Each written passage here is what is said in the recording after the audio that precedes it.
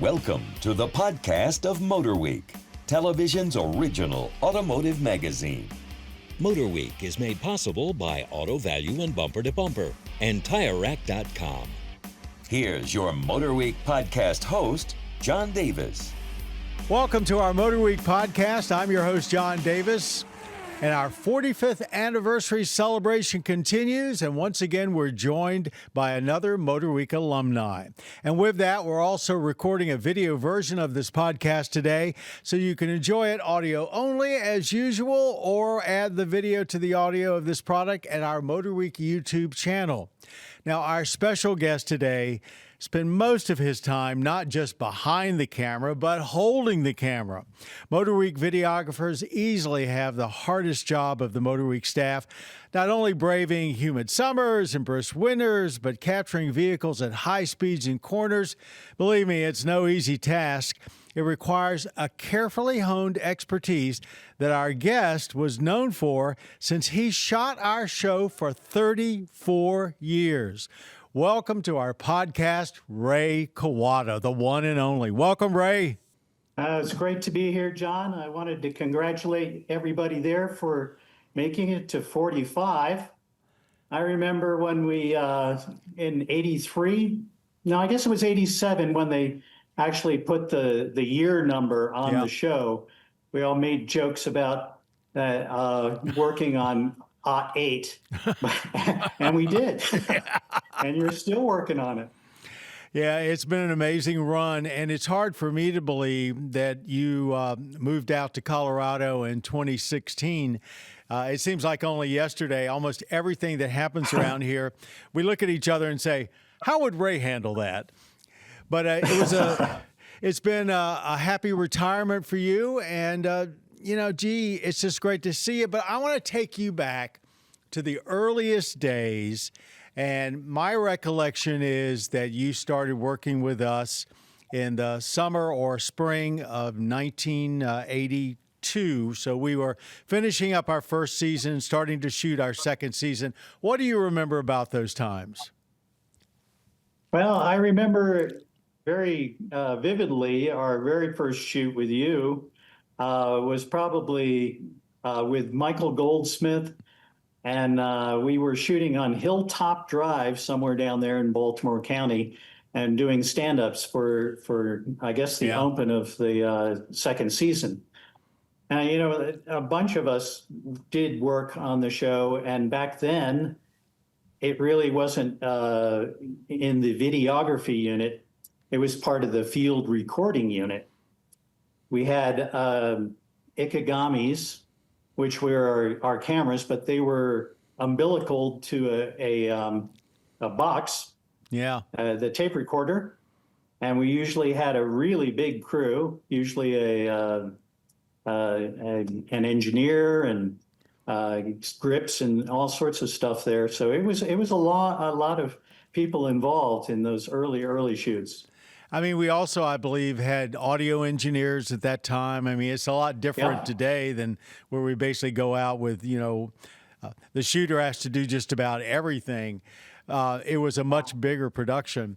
Yes, it was quite a bit. And I remember, I guess it was 83 when we first started to go up to do the full lineups at the manufacturers, which was unprecedented, I think, as far as access to the proving grounds up there.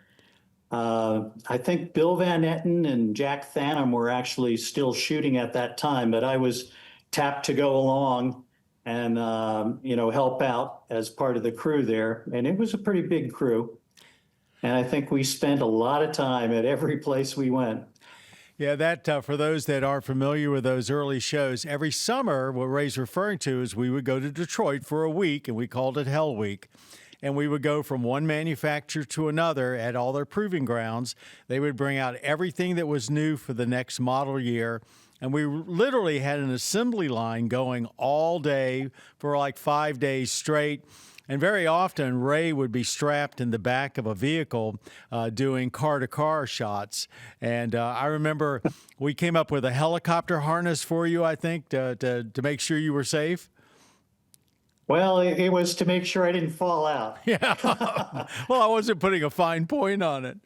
That was kind of unprecedented. And I think the print media was a little bit jealous because as we kind of the trust evolved.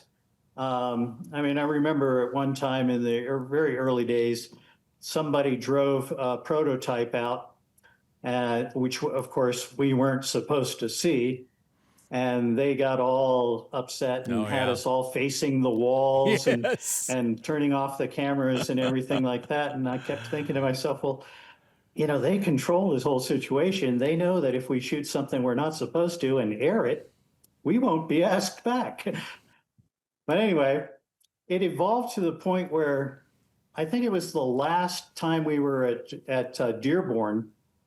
We were there at the same time that something was going on at Belle Isle. And so they even just sent in a freelance PR person to kind of oversee our shoot while all the bigwigs were at Belle Isle. And when we got ready to go, the security gate would not open. It was one of those like the toll booth, and the arm comes down and it stays down. So we took my trusty toolkit and we took the arm off of the gate and drove all of the cars out and then put the arm back on. I can't imagine what security thought about that footage. Well, as I recall, it's funny, I had completely forgotten about that, but we sat there for quite a while. We couldn't get anybody to help us. It was, there was nobody around. And, I don't think I ever heard back from anybody there about that incident, but that was pretty unique. And the Dearborn Proving Ground, which is part of Ford Motor Company, I remember it was right next to Greenfield Village, which is an American heritage, a village of classic and important buildings like Edison's Menlo Park Laboratory. And they would do reenactments of, I guess, military battles there, whatever it was. There were always guns going off that we had to stop for. Remember that?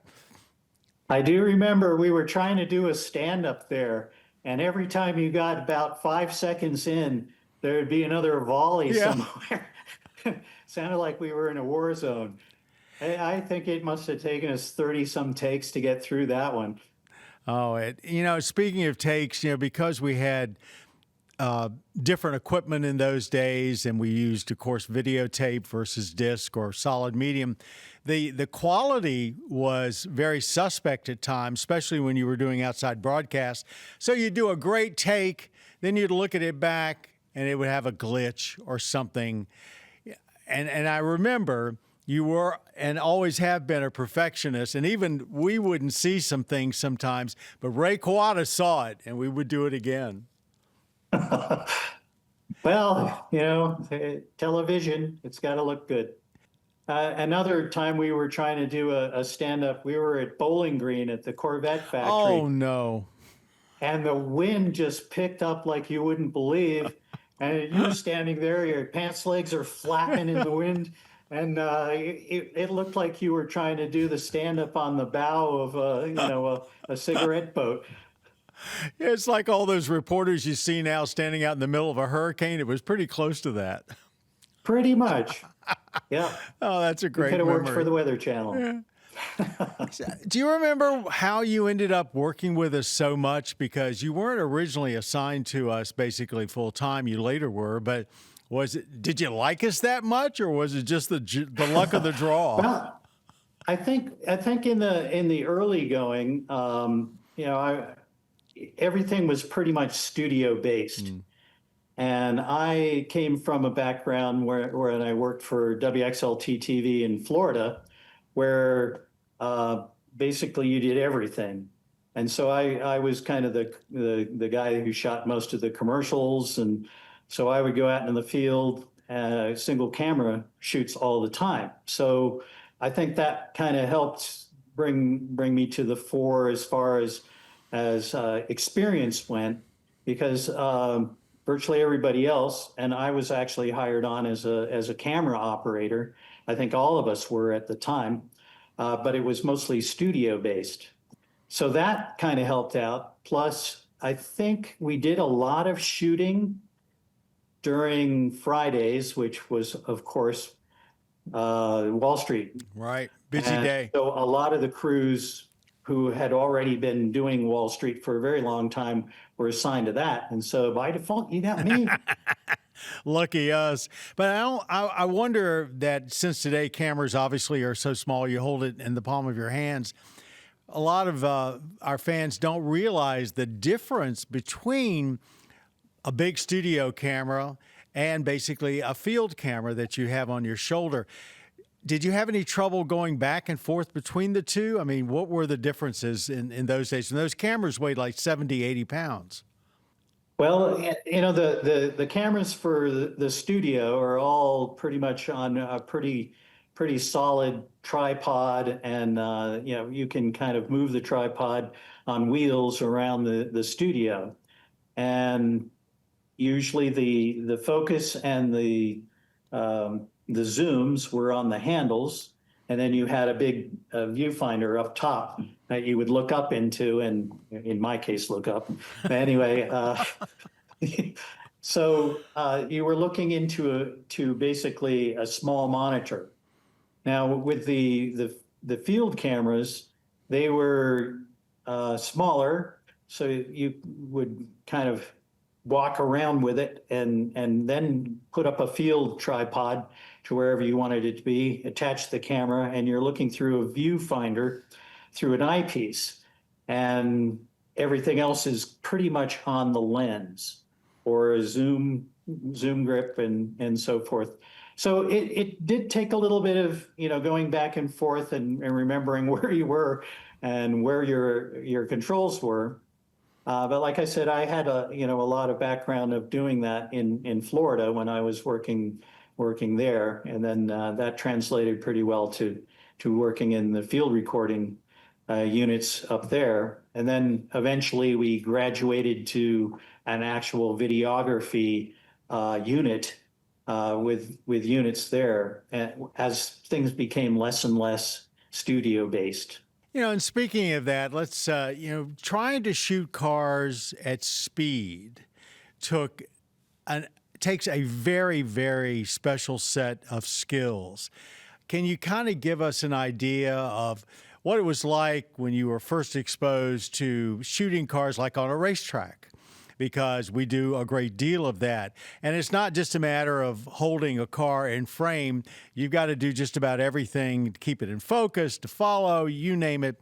So getting away from shooting still life or one person like me in front of a camera, making that transition to a racetrack, what was that like? And do you have any great memories of anything there that maybe didn't go as planned or whatever?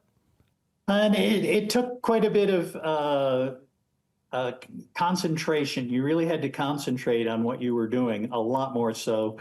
And, you know, a lot of times when you were working in the studio, you kind of glance around the camera to just kind of see where everybody else is. You take your eye off the car there and pretty much it's out of frame pretty soon. So it took quite a bit of concentration to really kind of hone those skills. Following focus was you know, you really had to stay on it all the time and make sure you could follow it from wherever it started in your frame to when it exited. And that was probably one of the tougher things to do. Why don't you give our fans an idea of what it was like when we would go every year to Savannah, outside of Savannah, to Roebling Road Raceway. We'd go down with about a dozen cars. We have this 2-mile track to ourselves for 3 or 4 days. That was always an enormous challenge for the videographers, and usually you'd be there with at least one other videographer. But give us an idea from your perspective what that experience was like. Well, the first thing was packing for the trip. And when you have to take and like you said, after I think 87, we started going with two videography units down there. But making sure you had what you needed, because once you got there, if you didn't have it and you needed it, you were kind of out of luck. Yeah. And there was a lot to do, like you were talking about. I mean, there was almost a full day of stand-ups. Then there was a lot of work on every car because most of the time this was during the winter. Usually the first one anyway was during the winter. And so we wouldn't have done a whole lot of the statics on the cars before that. And by statics, I mean like the exteriors of the car and the interiors of the car. Then, we would also need to show these cars in real life driving situations. So there's the drive-bys to have. That's a whole nother set of variables there because you had to find a road that had enough character to it, and by that I mean curves and so forth that you could string together a bunch of drive-bys to talk about how it drives just on normal everyday drives. Then you get down to the track, and you needed to stay far enough off the track that you weren't going to be a hazard, or the cars would run you over. We don't want that. So nope. We had a number of places to find around the track to show the car at speed. I mean, obviously, the straightaway is going to be, a lot of the acceleration and so forth. So there'd be cars or camera positions at either end of the straightaway. We had a number of really nice curves that showed how the car would handle at speed and going around the corners. A couple of S-bends to show it going from one side and then back the other. So, and then, since each of these drive-bys on the track are usually pretty darn quick, you need a number of them. Yeah. So we would be going around and around the track and finding different places. And, after a number of years, we would have a lot of these places kind of mapped out, and we would kind of know where to go the next time. But yeah, it was a lot of work. But while you were shooting, so another videographer would also be shooting, and we're trying at a different part of the track, and we had to coordinate all of that. And that was, walkie-talkies, and you might get your shot, but the other videographer might need one more time around the track. And then what would you do? Well, we would usually, if I was done at a particular place and say Dave Hunter or whomever was still shooting, I might start packing up my gear as long as I'm in a safe place and can get to my support vehicle to get ready for the next one. And then we would listen on the radio for the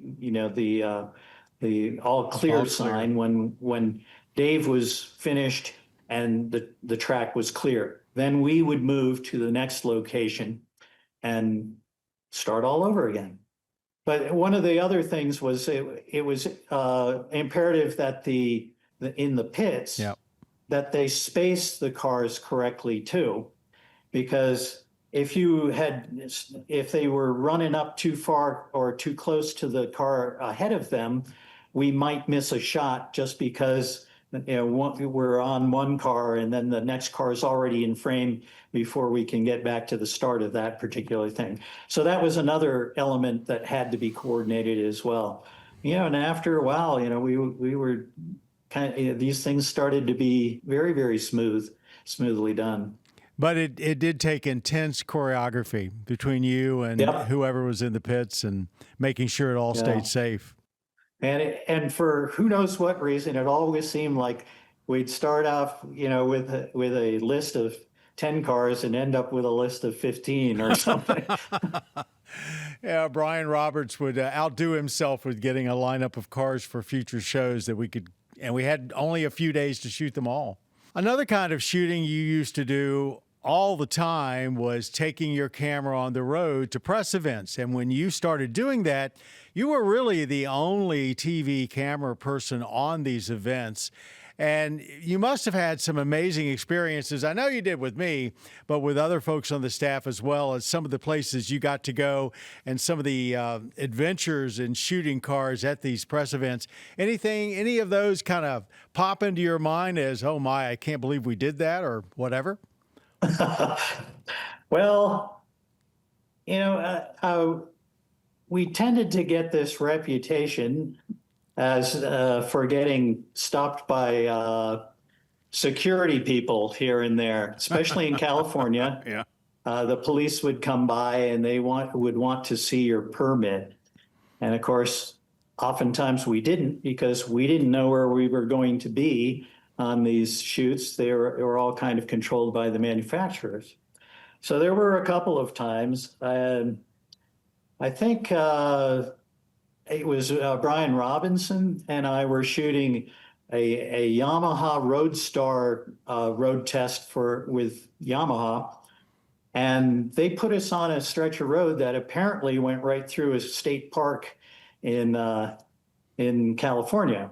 So we were shooting along the road, and California rangers stopped by and wanted to see permits and stuff. And I was trying to explain that I didn't have permits because we didn't know where we were going to be and so forth. And, Brian's on the other side waiting for me to talk to him on the radio. And lo and behold, while we're sitting there, Brian Roberts drives by and stops because he's on another press preview in a Mercedes-Benz, which did not help my case at all, by the way. So Brian Robinson and I got hauled off to the state park offices, and they read us the riot act about permits and all this sort of stuff. And finally, the secretary, after they got finished browbeating us, the secretary kind of said, you might want to think about this road here. So we went up into the mountains and finished our road test there. That's a great one. It's probably not as much of a inconvenience as when Scriv and I were in Norway shooting a Volvo. No, yeah. And we were as far north. We were above the Arctic Circle. Why Volvo wanted to shoot there in the dead of winter? Because it was December and it was very, very cold. But we were shooting basically along the Russian border, and we were, of course, the first ones out there. I drove out to start the statics long before the rest of the press crew came out that way. And Dave caught up with me later. But after we shot all the statics and we were doing drive-bys and all, we finally finished up. And you remember, this is December in Norway, north of the Arctic Circle, so there's not a whole lot of sunlight anyway. And we're getting ready to pack up, and we look down the road, and this truck pulls off across the road and stops. And we're thinking, uh-oh, did he get stuck? Because that's our only way out. And Dave kind of looks a little bit farther, and the doors open, and two soldiers get out, and he's like, no, they're waiting for us.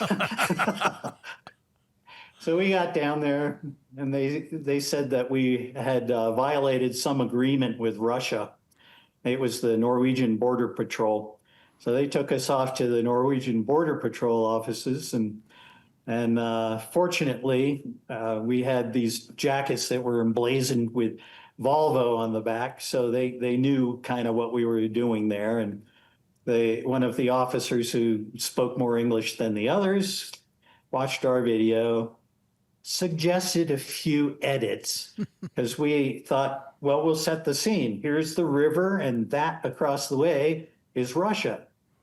Well, apparently we shot a Russian outpost, which is verboten in that area. So anyway, we had to do a few edits on that, and they finally let us go. The rest of the press corps was having a lot of fun at our expense at dinner that night, but we did point out we did save the shoot. So we did get it done. Always come back with the shoot. Hey, speaking of the Arctic Circle, and it was kind of unrelated to Motor Week, but you also spent time in Antarctica. And you want to tell us a little bit about that, because that had to be an experience of a lifetime too. That was quite the experience I think it was, I'm not, 88. Yeah, it was 1988. So at Thanksgiving of 87, our videography head came to us with this and said that there's going to be a documentary shot in Antarctica, and we'd like to know by the following Monday if you'd be interested. So, a number of us expressed interest in it, and they picked a crew. It was Frank Leung and myself. And they said, now you can't tell anybody about this at this point in time until, it's pretty much time to go. So unfortunately, that kind of left you guys in the lurch for a bit. But on, I think it was New Year's Day, we set off to do the Antarctic documentary, and it was kind of open-ended. They weren't really sure how long we'd be there. And we were traveling on a Greenpeace ship because they would go to as many Antarctic research stations as possible. The whole idea was the Antarctic Treaty was going to be up for kind of review shortly after we got back, and that's why they wanted to do this particular documentary. It was a lot of work. It was very cold. Our cabin on board the ship was just above the freshwater tanks, which froze. And if you stood in the cabin, head level was about where the water level was on the hull. Oh my. So it was very cold. But while we were down there, we also had an opportunity to do an icebreaking mission with the U.S. Coast Guard. The icebreaker Polar Star was in there, and we thought, well, okay, this will be kind of interesting. So we show up at the rendezvous, and of course, it's Greenpeace personnel are dropping us off at this place, and I thought, I wonder how that's going to go over with the U.S. Coast Guard, because their environmental, well, not environmental, but maybe their kind of viewpoints aren't exactly on schedule. And we thought, well, we might not be able to get a whole lot of access on the ship because they think we're Greenpeace. So we were trying to make a point. We're not Greenpeace. We're traveling with Greenpeace, but we are Maryland Public Television. And so Frank, when we were introduced to the captain, and first I thought we aren't going to get anywhere here. Frank happened to mention that we were Maryland Public Television, and his eyes kind of light up. And Frank went on to say that I shot for MotorWeek, and boy, that opened a lot of doors. This guy was a real fan, and he was Seattle based. So I guess we were on the air in Seattle at the time, but that couldn't have been a better introduction to get us around and access to different parts of the ship. We even got up into the loft con, where a couple of guys that I would have thought were teenagers were driving the ship on the icebreaking mission. So it was pretty cool. Boy, you never know where MotorWeek's going to open the doors. That's a great story. I know I've probably asked you this before, but if you had just two or three, you've already mentioned Norway, but other memorable events, either good or bad, while you were on the show for 34 years. I mean, that's an amazing career. Is there anything else that pops into your mind? Well, I mean, I was lucky enough to work with almost all the reporters. I think all the reporters up till 2016 Right. Anyway. And we had some really amazing shoots and stuff. And I think the series of shoots I did with Lisa Barrow in England really had quite a lot of humorous events in there that we just kind of laughed about and continue to do so over the years. But the big one was the Land Rover jungle course that we were doing a story on. And we show up there, and we're we had packed as much kind of bad weather gear as we could think of, because the jungle course is just pretty much that. Even though it's in England, I mean, there's a lot of boggy areas and swampy stuff. And the guy from Land Rover took one look at our footwear and said, "Nah, that won't do. You guys need to go out and get some wellies." So we went out and got some wellies, and good thing we did. I mean, wellies come up almost to your knees, and I was in mud almost up to my knees. But for lunchtime, we went to East Nor Castle, which is on the estate. And the gentleman who was the owner of the castle there was Major Harvey Bathurst. You'd think this guy had been delivered by Central Cast. But anyway, he followed Lisa around during lunch, and whatever she took, he would always. The joke was, "Well, it would go much better with a splash of brandy," and he'd splash some brandy on her food. I was surprised she was even capable of standing, after lunch. But yeah. Then we slogged around in the mud a lot, and at one point there were a lot of wildlife. There were deer and pheasants all over the place, and someone on the crew asked them, "Well, do you hunt the pheasants here?" And one of the guys from Land Rover goes, "Hardly sporting. You pretty much got to shake him off the end of your gun." I think your accents for putting the exclamation mark on the story. But the funniest thing of that whole thing, though, is when we got back and, we're turning in our expense accounts and all this sort of stuff. Lisa gets this call from the finance office. She goes down there. Why? Because they wanted to know why Lisa bought rubbers for Ray. And expensive ones, too. Oh, yeah, that was fun. Oh, what a great story to wrap up the podcast with.